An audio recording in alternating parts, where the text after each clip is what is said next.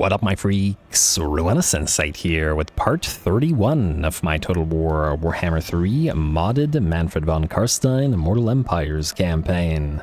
So as we saw last time, we finally got to try out Ghoul King Hikanorus's bomber army, which worked out pretty darn well, and on top of that was a really enjoyable battle against the orcs out of Khazid Urkulaz. It looks like the Bone Rattlers are just about destroyed, though they were already pretty much defeated by Bathilda, and these guys are only damaged because they were auto-resolving Karakungor here, so they'll be just fine. Now, we've gotten to a pretty interesting position where we have ARCHAON very close to us, and I don't know if we can make it happen. But between the episodes, I was looking around for additional interesting battles to round out the campaign, and I decided to declare war on TAMURKHAN, who's right here now, with a very solid stack. Plague Ogres, Rot Knights, Beasts, lots of Chaos Warriors, and 4 units of Chosen, as well as Aspiring Champions and several of his legendary heroes. Plus, of course, TAMURKHAN himself is already essentially a one-man doom stack, or at least Biba Bolo says.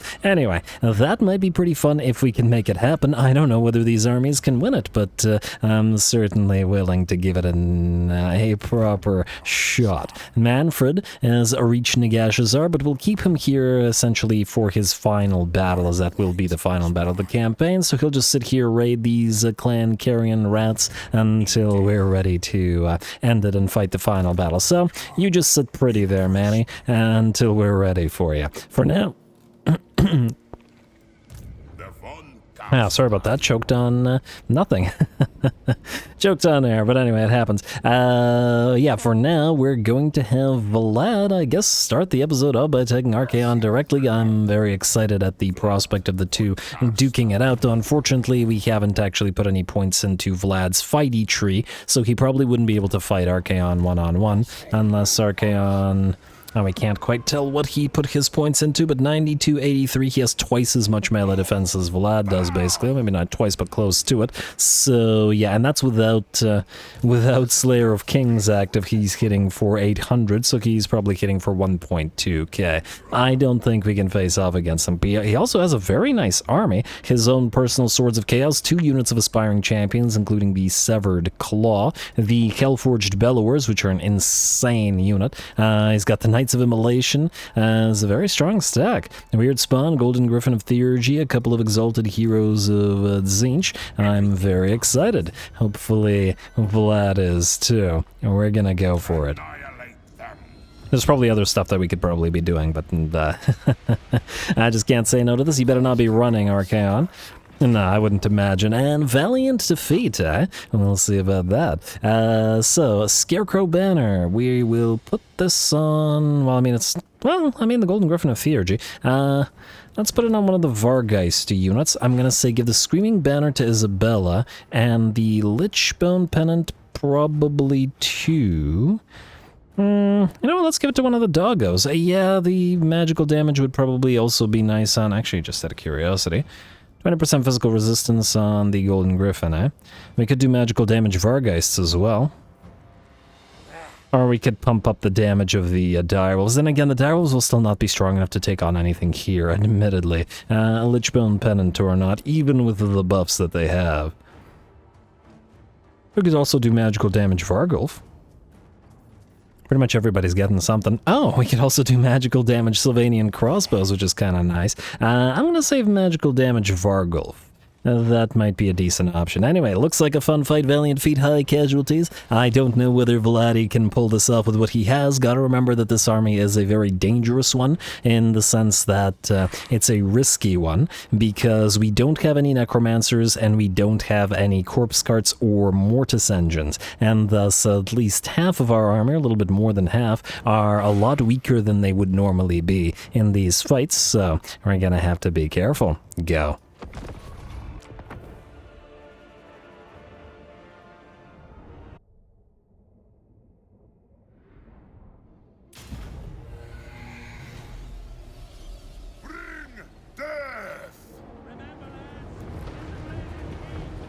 Alrighty, here we go. ARCHAON is our prey this time around, and he's got a pretty insane army to his name. Frankly, I never know how to feel about about this giant pile of regiments of renown. Chaos has a tendency to do this in particular, but the AI does in general. 6 regiments of renown in the same army, and all these sort of really strong ones as well. All the tier 5 ones, essentially. And yeah, that's way too many in a single stack. But anyway, here we go. We're going to start the battle off by moving towards establishing aerial supremacy, aerial domination, whatever, and air superiority, that's the one. And fight those enemy units. Oh, let me just see here. The Knights of Immolation, hit them with a Storm of Night and various abilities as well. Though the enemy is going to smartly pop Scroll of Shielding on them to give them a 25% ward save, and it is taking a long time to dish out damage on them. Good job. And of course, they have the Golden Griffin of Theurgy to support. Vlad has turned into bat form and is moving in to help out, but had originally deployed with the rest of our stack in order to try to defend against the enemy if they did move out here, but it looks like they didn't, and so the Vargeists and Isabella and the other 2 vampires are fighting, well, not alone, but you know what I mean, without blood. Anyway, looks like one of the Vargeists has been dropped, and we do have to be careful, but fortunately, the von Carstein lure with that anti-air that they have in the Storm of the Night does allow us to do quite a lot of damage. And the Knights of Immolation attempting to back up and are down by about 30% of their HP. We're ignoring the Golden Griffin of Theurgy, by and large, and a Vladdy Batty has moved in. And there we go, now as soon as Vlad arrives, it looks like the Knights are dropping, and only the Griffin remains in it, down to about half of its HP. Do have to be careful about our units landing, however, as they do have a tendency to do so. Oh, and it looks like one of the enemy units of Marauder Horsemen has foolishly moved into range, which allowed the Sylvanian crossbows to fire upon them. And just once again, look at the range on these frickin' things. 238. I think it's 170 or 160 standard on our regular crossbows. And yeah, these guys are very long range. I love it. The main issue, however, is that while they are anti-large, they have very little armor piercing to them, so they're still going to have a difficult time and dealing with a lot of enemies. And ooh, that was, by the looks of it, even though the Golden Griffin of Theurgy has been brought down, both of the units of Vargeist are down to 20% of their HP, and that was despite the support that Vlad, Isabella, and 2 vampires were able to offer, plus all their spells, abilities, debuffs, whatever. I like it. Anyway, looks like the enemy is annoyed. ARCHAON not able to fly himself, though, funnily enough, if Dorgar wanted to transform itself into a Disc of Tzeentch, or really anything else that can fly, it very well can. It's a shapeshifter, so ARCHAON, frankly, this is your own dang fault. Anyway, these Swords of Chaos, ARCHAON's personal guard, his Chaos Knights, move on in, and while they were moving, for the entire time they were taking fire from our range units and barely took any damage whatsoever. 130 armor, a silver shield blocking 55% shots, plus 25% ward save on top of it. And would you look at that, Vlad moves in to start fighting them and immediately drops about 25% of his HP as well. But fortunately we don't have to worry about Vlad as much, because even if he was down to 10% HP, he has massive recovery abilities. Anyway, the foolish act of sending Swords of Chaos, maybe they were so arrogant that they thought that nothing could stand against them. And frankly, damn, they tower over the Blood Knights there. Blood Knights and Blood Dragon Warriors, I should say, but they will get overrun. We will focus them down, and ooh, perhaps it was bait all along, as even though we do surround them, the Hellforged Bellowers do manage to hit us. We did leave a parting gift of zombies behind, and they were intended to block the Hellforged Bellowers from firing, but those darn skull cannons and their sort of spin-to-win movements allow them to easily get out of formations of zombies and the like. Interesting. Alright, well, we're going to chase down and destroy these Swords of Chaos down to a single unit, but ARCHAON's main infantry stack still refuses to move towards us, interestingly enough. I was really thinking we'd take some decent advantage of the sort of impassable terrain here, which is why we deployed over on the left flank. and fire at the enemy without it being able to move around us, but, well, having a difficult time as the enemy doesn't want to move into range of the Sylvanian crossbows, generally speaking. That's alright though. We are also running a screen in front of all of our units. Our flying vamps are riding around, our doggos are running around, and of course we have our Blood Knights and Vargulfs as well. And speaking of, if it isn't a unit of Chaos Knights of Tzeentch, the Vargulf will hit them first to ensure that the Chaos Knights cannot countercharge our own Knights, and then the Blood Knights will charge right into them as well, to be joined by the Vamps. I'm gonna drop a enfeebling foe on those Chaos Knights and get ready to hit them and their Marauder Horsemen friends with our doggos. And dang, look how fast these guys run. Ain't no way the poor Marauder horses are getting out of the tide of doggos, and these are hungry doggos in the sense that they have the hunger, and they will heal themselves up. And they tear through those Marauder horses extremely quickly. Looks like ARCHAON has at last gotten annoyed. Over on the right flank, Chaos Warhounds have been caught by a unit of Blood Knights as they attempt to loop around us and hit the Sylvanian crossbows. We saw our Vargeists get down to like 20%, 15% of their HP, and have by and large recovered as we dropped an Invocation of Nehek after Invocation of Nehek on them to heal them up. And they will interfere with the doggos as they attempt to hit our line of missile infantry as well. Over in the center, zombies are holding back the tide of marauders as well as the aspiring champions, and Vlad is basically soloing the enemy Severed Claw, which is actually a fairly interesting matchup. Severed Claw is an insane unit, so difficult to bring down, and definitely one of the tankiest. I mean, it's a regiment of renown of aspiring champions, which are already just crazy units, especially with buffs. But once again, armor piercing or not, and tanky or not, Vlad is sort of a lord that's designed to outlast enemy lords, even if he doesn't hit anywhere near as hard. And if he can outlast some of the heavy damage dealing lords, he can certainly outlast a unit of aspiring champions, who have admittedly done decent damage to him, but he can heal it right back up, and the enemy, unfortunately for said enemy, cannot. Some interesting uses of the single entities from the AI here. We can see one of the Vargulfs here lost about 60% of its HP, not of course to Iber the Exalted Hero because it's on a chariot, but to ARCHAON. I think it was like 2 hits or 3 hits, I don't know, from Archie, and yeah, that Vargulf had to get the heck out of there. Yeah, single entities, including the Exalted Heroes of Tzeentch and ARCHAON himself, are all distracting our Sylvanian crossbows, which I say is an interesting use of them because on the one hand, it means none of the crossbows are firing. On the other hand, the crossbows, if not quite chaff units, they're not really critical to our victory. And down to nearly the last one, Vlad has defeated pretty much all the Severed Claw, with Isabella coming in to her husband's aid at the very last moment. And the two together will instead be tag-teaming ARCHAON, because I don't think either of the two can take him on, at least until they have red line buffs. ARCHAON is an insane lord, and has he always been that big? He is scary big, dang. But you gotta love ARCHAON.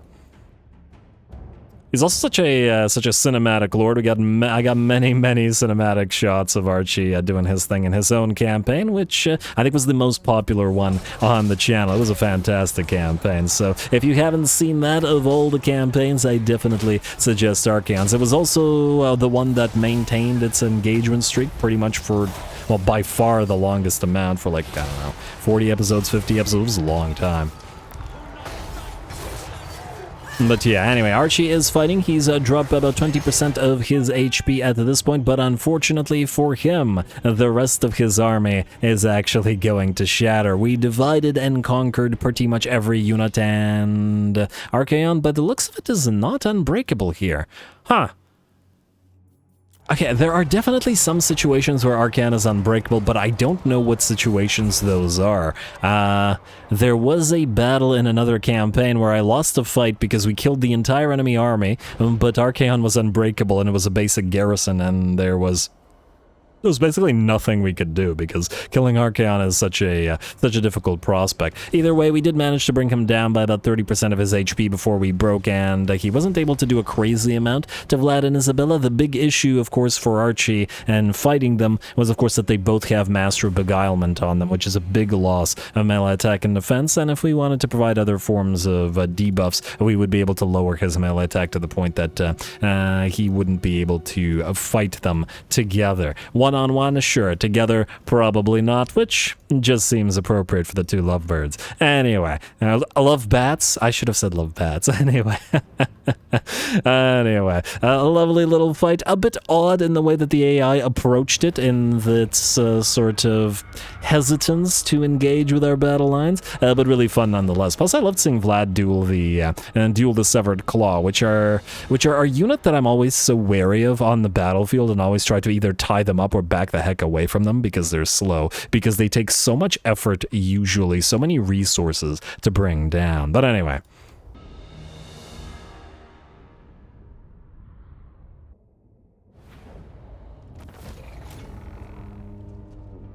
Alright, there we go. Admittedly, a bit of a weird fight there, as the AI really didn't seem to want to get into direct combat, or maybe just didn't want to get close enough for the Sylvanian crossbows to fire upon them. But as we saw, the crossbows really didn't do all that much. Their damage is very low compared to what they usually manage to rack up, and that's because the enemy is not only heavily armored, or very heavily armored, they also had shields and plenty of resistances as well.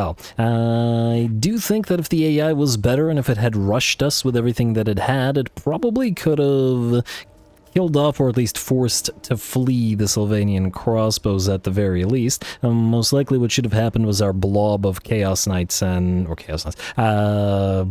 and Vampires and Vargulfs, essentially in a, blob together, fighting while surrounded by the more elite enemy units. And of course we would have eventually outlasted them by just raising dead and, outlasting them.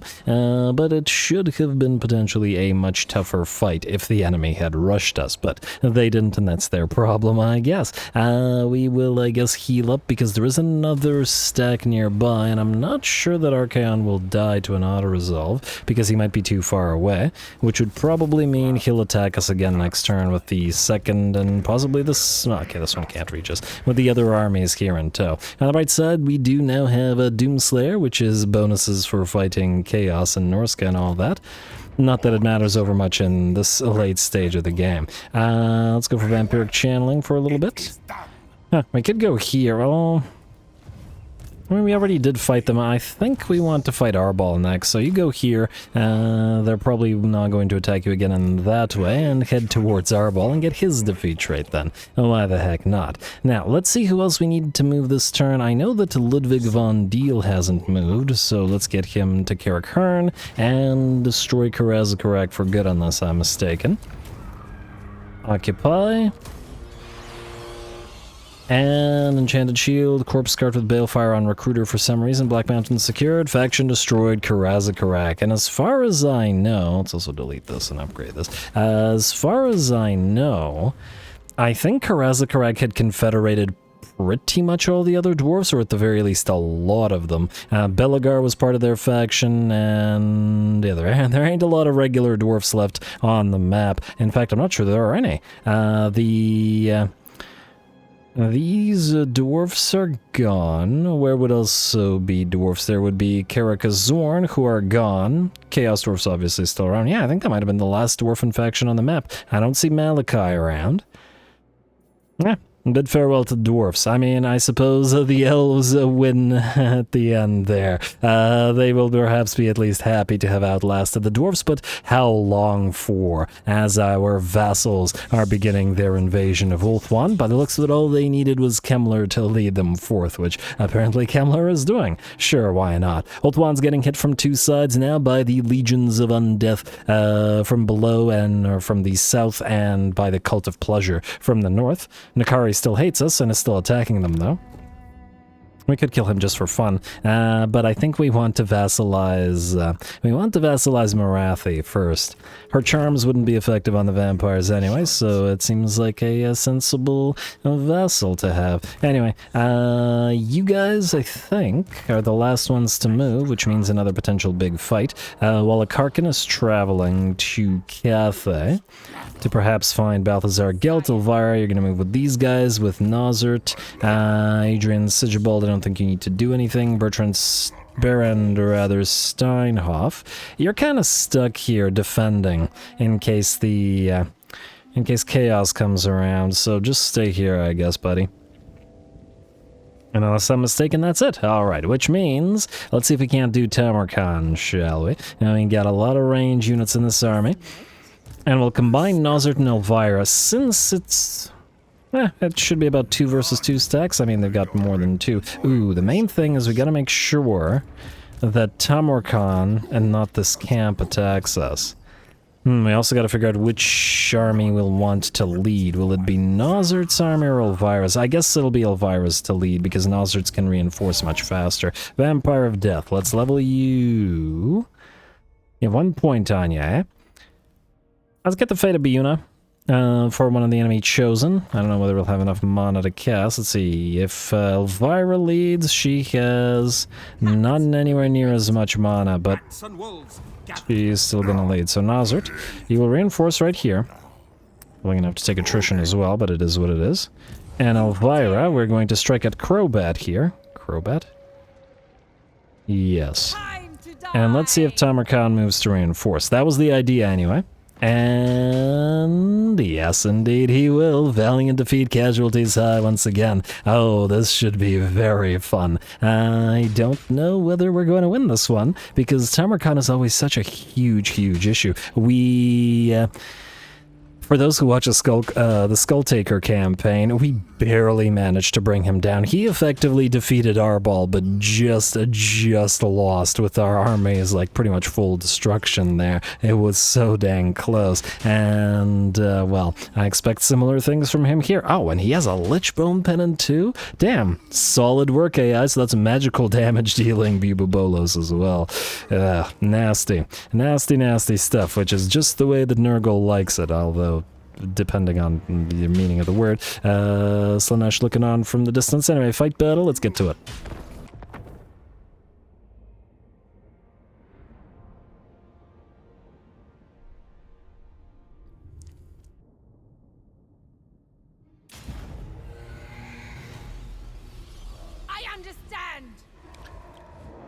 Alrighty, well, Elvira understands, which is good to hear, but, well, understanding is not winning, and whether we can pull this off really remains to be seen. I have no frickin' clue, as this is a lot of enemies, and TAMURKHAN's army in particular, so heavily armored. We saw Elvira's army by itself really struggle against the heavy armor of the Chaos Dwarfs, and that was basic Chaos Dwarf warriors. These are chosen of Nurgle, pretty much the height of that sort of archetype, and yeah, we're gonna have a difficult time with them, is what I'm getting at. And unlike Vlad's fight, where we knew that even if Vlad had lost 95% of his army, as in even if his Blood Knights had fallen, even if his Sylvanians had routed, the enemy army probably would not have been able to bring down Vlad and Isabella, and possibly not the Vampiresses, but a little bit more likely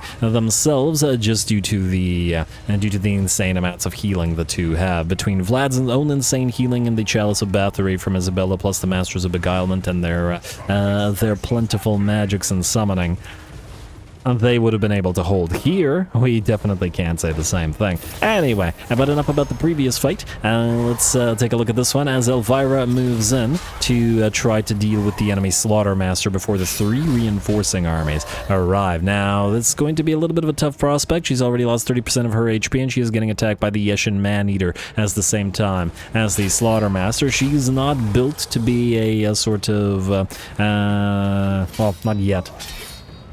I should say, but she definitely hasn't been built out to be a fighter in the same way that Bathilda has, who could easily take these guys on. We saw her absolutely obliterate Azag like nobody's business. But Elvira's a newer lord with only 23 skill points, and she doesn't have the same kind of fighty items. Fortunately, though, reinforcements have arrived in the form of doggos and vargulfs plenty, and hopefully we can run down as many of those ogres. What were these ogres from this first army doing before this, you ask? They were attempting to chase down our own ogres with the ogre pistols, the man-eaters with ogre pistols, as they were annoying them by shooting them from range. Alright, and with the arrival of the additional vampires, with the arrival of the Vargulfs, it looks like the ogres are in pretty bad shape. I believe the enemy Slaughtermaster is also running, and should be running shortly, and has reached his healing cap. A little bit of a taste of our own medicine, but we're out healing him, certainly. We saw Elvira drop lower than this, and she's regained her HP. Nice to see the Eshin Maneater, though. Huh. I'm quite curious as to how strong the Eshin Maneater is in SFO as compared to the vanilla. And ooh, the frickin' Weeping Blade. Elvira's armor down to 32 on that zombie dragon. Not so great. Anyway, our doggo leaders, the Dire Pack, has arrived. They're anti-large, and they should help chase down the Slaughtermaster, as Elvira needs to deal with the Eshin Maneater. And hopefully quickly, as the enemy reinforcements have made it onto the field. TAMURKHAN, lots of Nurglite units and ogres. And I suppose this is an appropriate sort of alliance of units with Plague Ogres from TAMURKHAN and regular Ogres from Goldtooth's Remnants together. Okay, TAMURKHAN is still moving slowly. Fortunately, he's been debuffed, very tired due to the fact that his army was in march stance, plus debuffed while he's in the forest to move even slower. So we do have a little bit more time to try to chase everything we can down, which we will absolutely take. We gotta run down that enemy Slaughtermaster as well. And our ogres are moving back to our main line. Now, they are kind of deployed at the edge of the map here, but we're not using a corner. It's just that our reinforcements arrived here, which is why the slower elements of our army waited here, because we didn't know whether the enemy would charge us or not. And of course, we can't really move the grand cannons anywhere because they're slow-moving artillery piece, so there was no need to risk that. Anyway, the first army has been pretty much destroyed, chased down, and obliterated by the doggos, and we'll try to make sure to finish the job, whether it be the Eshin Maneater or the Lord or whatever else here remains. We certainly don't want them joining the big old pile of enemy units and rushing us together with all that. And it does look like the enemy lord has been killed off by Nozert. Yeah, and ooh, hello. Well, if it isn't Khazak the Befouled, now we do have to be wary of him, as he is a fantastic duelist. As I recall, last time I played, I was using him as a single entity assassin, essentially.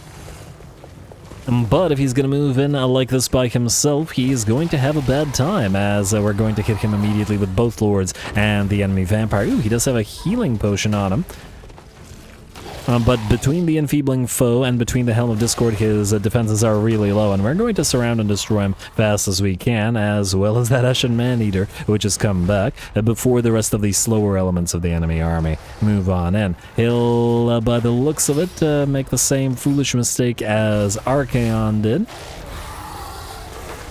allowing us to divide and conquer in this particular manner. Although I suppose, well, I mean, the enemy couldn't really do anything about the fact that their first army was deployed by itself. I'm actually surprised that for once the enemy didn't get its entire first army deployed near to where the reinforcements were moving in, which is what it usually likes to do. Anyway, Khazak is basically done for. I don't think we will be able to chase him down because he's too fast. But anyway, it's time to back the heck up. Let's speed this up while we do, and just get the heck out of here. It's time to go. In the meantime, it looks like we've finally moved into range of our first range unit in the form of the Grand Cannons. And I absolutely love their firing noise. Always have and always will.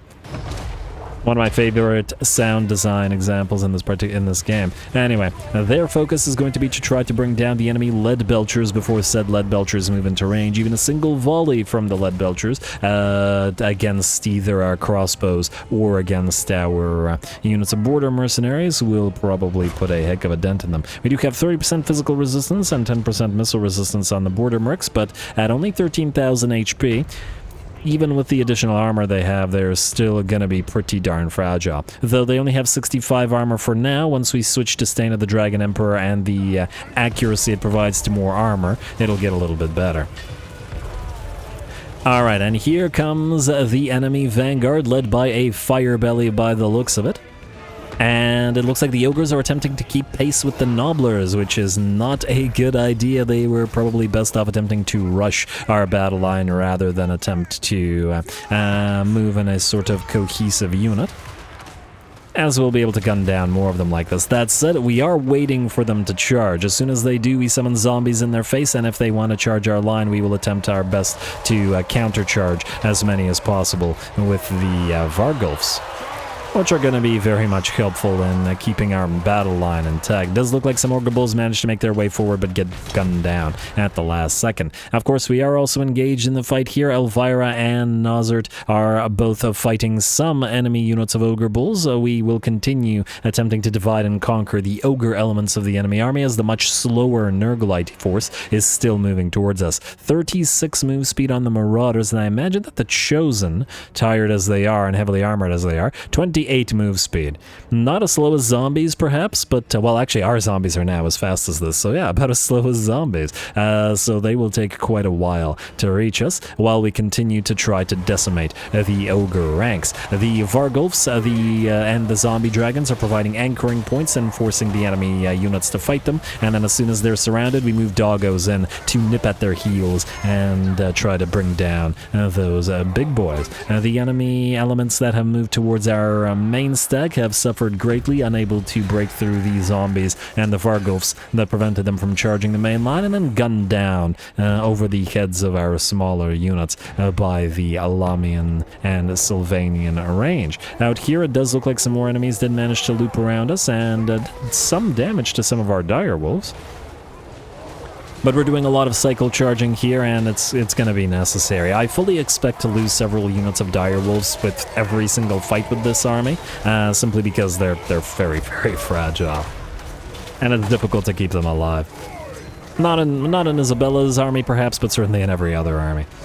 Anyway, it looks like the units are pretty much out here. 2 units of Vargulfs are there now, and it looks like an enemy lord as Raudin is moving back towards us. Unfortunately for us, TAMURKHAN and the Nurglites have at last arrived. This was one hit from TAMURKHAN, I believe, as this vampire lost about a third of her HP to his charge, and we're going to back the heck away from here. All the dogs, all the Vargulfs, all the big old zombie dragons, it's time to return to our main line. We are not facing off against TAMURKHAN without a ton of range fire to help out. Some nice shots from those grand cannons, still focusing down the enemy Firebelly, which has returned. Ironic, because he's taken fire damage.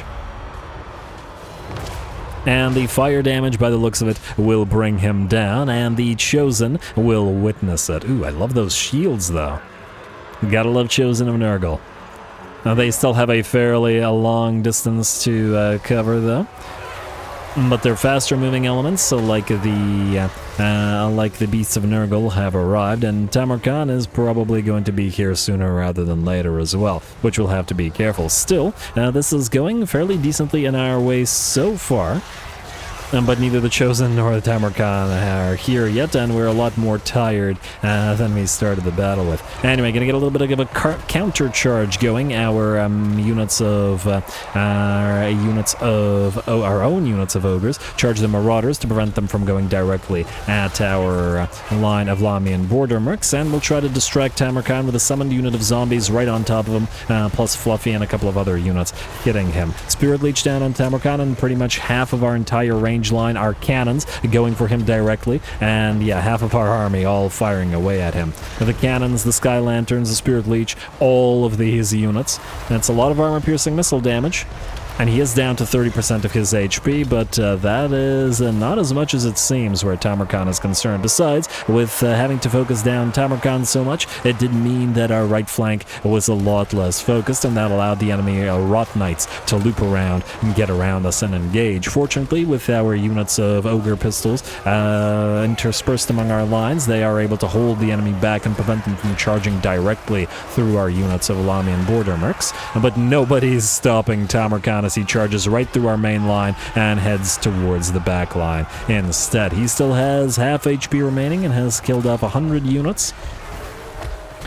And another issue, being closer to the edge of the map on our side of the map, means that TAMURKHAN can probably send a few units shattering rather quickly. And oh lord, Bibabolos.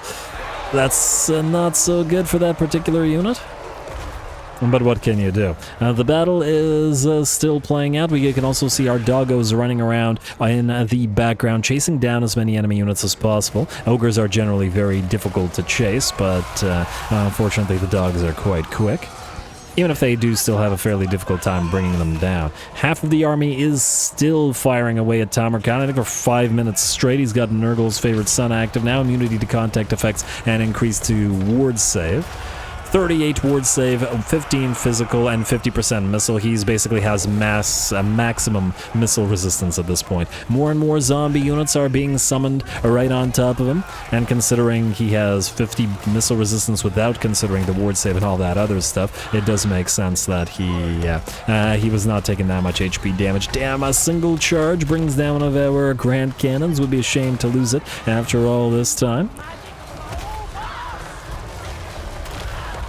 This unit is such a freaking menace. But he's down to 1,000 HP now. Hopefully the rest of our lords and heroes are now far enough away not to allow him to activate his healing. Gonna keep another Vargulf nearby. We've essentially been rotating different Vargulfs to make sure to try to pin him. And at last we do manage to bring Bibabolos down. True to their name, however, the Chosen are very much still fighting, even with the balance of power and 90%, and even with TAMURKHAN fallen. Now the Chosen are having a little bit of a difficult time, however, as they are being pinned in place by the Vargulfs, and we got another Vargulf.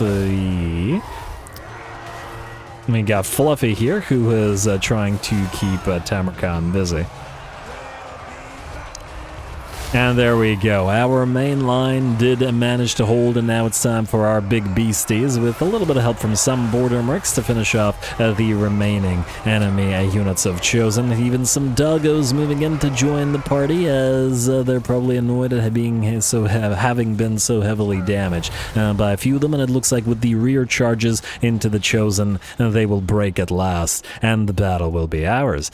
Very, very nice. Lovely. And as we can see, we got some heavy damage on some of the doggos. Scooby Don'ts were down to half HP, and they are currently healing.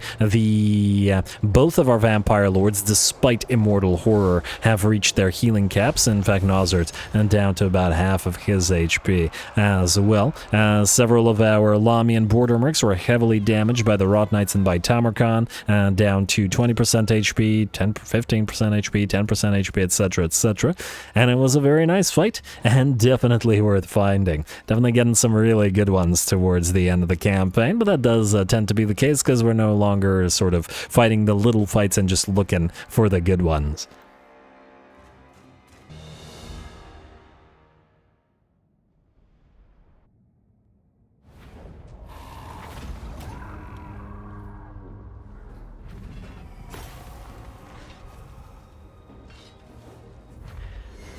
Oh man, TAMURKHAN is he the most obnoxious lord in the game? Like, it takes so much effort to bring him down. It's actually kind of insane. The healing, the resistance to massive amounts of missile fire and armor-piercing missile fire at that. Granted, maybe if we had a full stack of, like, Sisters of Avalorn or something, we could bring him down before he reached us, but not with these things. And they were firing at him for quite the while as well. And the man-eaters with ogre pistols, which as we know are great at that sort of thing. Still, it gave us a great fight, though admittedly I felt like half the fight, well at least for me when playing it, was just cycle charging the doggos and trying to keep them alive, which left a little bit less time to control the rest of the army, but fortunately they were by and large able to maintain formation. For the Vargulfs,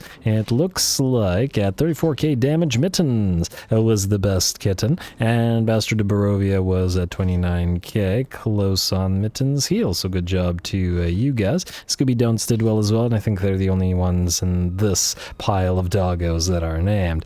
Whew, alright. Toughie, definitely a tough fight, but we went here for a purpose, and our purpose was to get a good fight, and damn well did we not get one.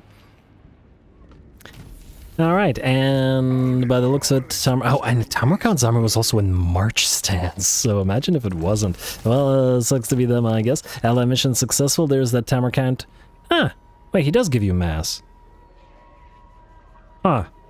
I thought that was a recent... Oh, right, that was in Skulltaker's campaign. I wanted the mass buff from him and then ended up...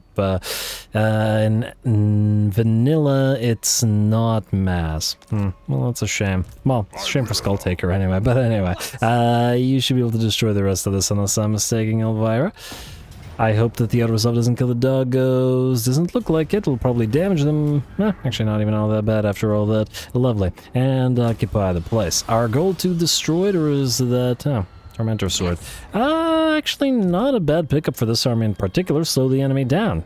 Yeah, in fact, very nice. Elvira, good. Victory over ogres, and yes, indeed, a gold tooth destroyed. Alrighty, with that, we are out of time. I am obviously going to call that this episode here. That was a heck of a fight and a long one. I will deal with the admin and end the turn between the episodes, and when we come back, we'll try to hunt down our ball with Vlad and proceed ever closer to the next book fight at the White Tower of Hoeth, and we are approaching the book fight with the Red Duke as well, though I might wait for the legendary units. We'll see. It's gonna take them a while to get here, which is my biggest issue with all this, but I'll think about it. We're poised to end the campaign, essentially. Very close to it now, but I'm still having a blast. We're still getting some fantastic fights. Stay tuned for at least a few more. Don't forget to leave those likes and comments below, as I will determine via the engagement, well, generally speaking, with these campaigns, how long to run future campaigns as well, whether to end them early or to just keep going while we can still get fun fights, even if the view counts and whatever has dropped. Still having fun in this one. Anyway, all glory to the algorithm, and thanks for watching.